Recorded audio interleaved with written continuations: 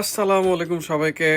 চলে আসলাম নতুন একটা ব্লগ নিয়ে, বাট এই ভিডিওটা আপলোড দেওয়া হয়নি। এটা আসলে অনেক আগেই করা ছিল ভিডিওটা, রমজানের জন্য আমি ভিডিওটা আপলোড দেই নাই।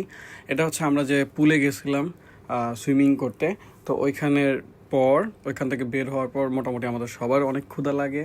তা আমরা প্ল্যান করি যে আমরা এই পুল থেকে বের হয়ে যাব আমরা বাফেটে পিৎজা খাইতে। কিন্তু এই সময় অনেকগুলো দোকান বন্ধ হয়ে যায় রবিবারের কারণে, কারণ কি উইকেন্ড থাকে, তার জন্য অনেক দোকানই বন্ধ হয়ে যায়। কিন্তু পিৎজার দোকান, তারপর হচ্ছে কিছু ফাস্টফুডের দোকান যেমন ম্যাকডোনাল্ডস বা বার্গার কিং, এই দোকানগুলো খোলা থাকে। তো আমরা প্ল্যান করি যে র্যাক্সে যাব। র্যাক্স হচ্ছে পিৎজার একটা বাফেট, আর হচ্ছে ওইখানে পিৎজা পাওয়া যায়, সাথে আরও কুজিং থাকে, আরও খাবার দাবার থাকে। এর জন্য আমরা চলে যাই র্যাক্সে। আর যখন যাই তখন মোটামুটি সময় একদম শেষের দিকে যাওয়ার পর দেখি ওইখানে আমাদের এক বাঙালি ভাই আছে। তো উনি দেখা তো খুশি হলো, আবার একটু রাগ করলো, কারণ কি একদম এখন বন্ধের সময়। তারপর জিজ্ঞেস করলো যে আপনারা কী খাবেন। আমরা বললাম যে আমাদের জন্য বেশি কষ্ট করতে হবে না, জাস্ট আমাদের কিছু পিৎজা আর হচ্ছে আমাদের উইংস ভাইজা দিলেই হবে, তাইলেই হবে। আর এখানে যেসব বাদ বাকি জিনিস আছে এখান থেকে আমরা খাবার শুরু করব। আর আগে বলে দিতেছে আমার কিন্তু ডিম অনেক পছন্দ, তার জন্য আমি ডিম দিয়েই শুরু করি। যদিও কেউ বাফেতে গেলে ডিম খায় না সচরাচর, কিন্তু আমি ডিম দিয়ে শুরু করি। তো আমি প্রথমে খালি ডিম নেই, আর একটু পাস্তা, আর সাথে কিছু উইংস নেই, আর হচ্ছে পিৎজা নেই। বাদ বাকি ওরা যারা থাকে ওরা তো কেউ ডিম খাওয়াটা এত একটা পছন্দ করে না। তারপর আমার সাথে জয়ের সাথে চ্যালেঞ্জ লাগা যায় খাওয়ার মাঝখানে, যে কেউ যদি আমার চেয়ে বেশি ডিম খাইতে পারবে তাহলে ওর বিল আলি পে করবে।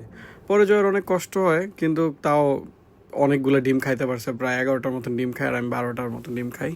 তাও আলি বলছে যে ওরটাও এই জয়েরটা আলি পে করে দিবে।